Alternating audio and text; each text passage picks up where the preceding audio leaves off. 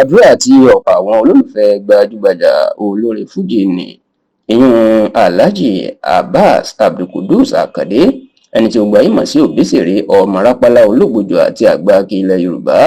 Àdúrà tí wọ́n máa ń gbà fún ni pé Ọlọ́run yóò fòfò rẹ̀mí, Ọlọ́run yóò dá gbogbo òkú lọ àti gbogbo ohun tí wọ́n gbà lọ́wọ́ ẹ̀, Ọlọ́run yóò dá padà.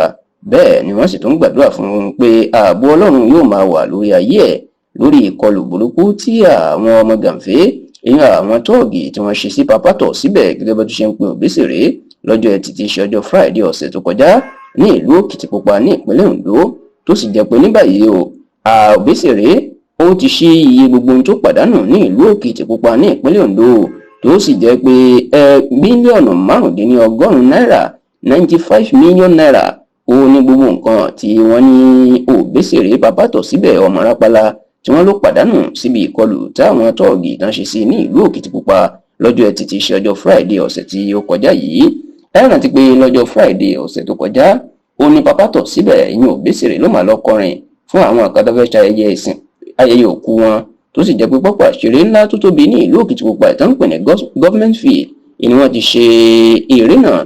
Lẹ́yìn tí Òbésèré tó ti kọrin tó dá àwọn èèyàn lára yá tán, inú máa fẹ́ bọ́ sínú mọ́tò ẹ̀ láti máa kúrò ní ìlú Òkìtìpupa, ṣùgbọ́n níṣe làwọn ọmọ oríta ìyẹn àwọn ọmọ ìta àwọn tó ń pè lọ́mọ wọlé ìyá bú sẹ́kún, iná mà lọ dá Papátọ̀ síbẹ̀ lọ́nà wípé owó ilẹ̀ dà. Ṣé Papátọ̀ síbẹ̀ sì jẹ́ ẹni tó lawọ́ tóun náà ti pẹ́ nídìí iṣẹ́ tó ti mọ̀ pé dandan ni káwọn fáwọn ọmọ ìta lówó. A gbọ́ pé Papátọ̀ síbẹ̀ fáwọn ọmọ ìta náà lówó tó pọ̀ dáadáa, ṣùgbọ́n nítorí ìwà ọ̀kánjú àwọn wọn ní dandan àfi káwọn gba gbogbo owó tí Papátọ̀ síbẹ̀ tí ó pa. Báyìí lọ̀rọ̀ dìbò lọ kó yàgò.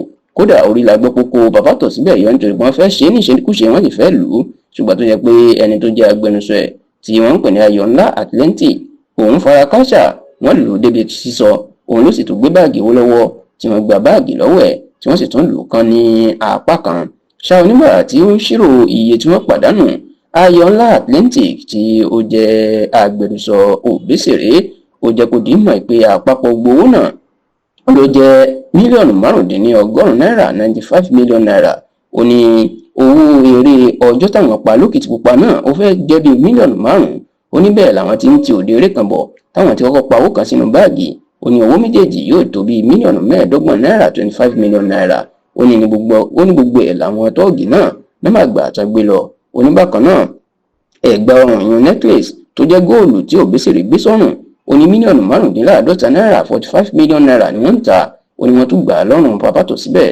Ó láago góòlù kan wà lọ́rọ̀ Òbésèré tó ń lò náà. Ó ní mílíọ̀nù mẹ́ẹ̀ẹ́dọ́gbọ̀n náírà 25 million naira ni ó náà tún gbà á lọ.